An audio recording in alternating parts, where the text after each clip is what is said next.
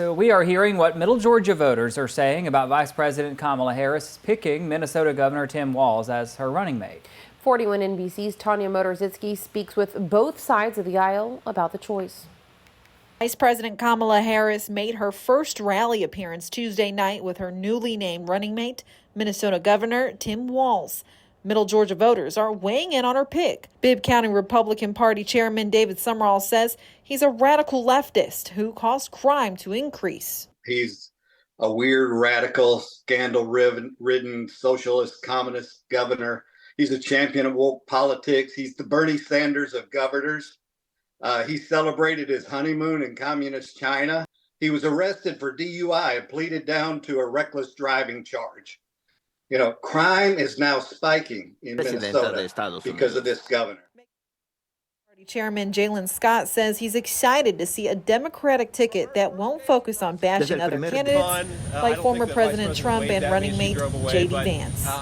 Yes, they're going to bring up the DUI in a sense because that's all they know how to do. They have to make him look bad because that's the only way that they win. They can't win on their policies. Scott says Walz's policies will help the middle class. Like signing in, free school lunch and breakfast for children, literally passing the most funding for schools in his state. He's been very pro-worker.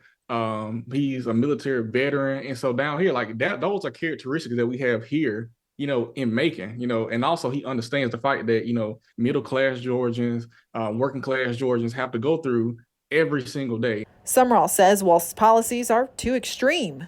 He favors sex changes of minors without parental approval.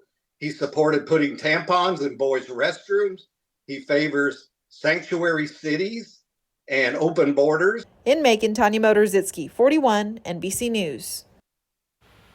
Walz has spoken out about his position on the border recently, saying people coming into the country illegally can be stopped using electronic surveillance, more agents at the border, and having a system that allows people to come to the U.S. legally, as his relatives did. Early voting in Georgia begins October 15th. Election Day is November 5th.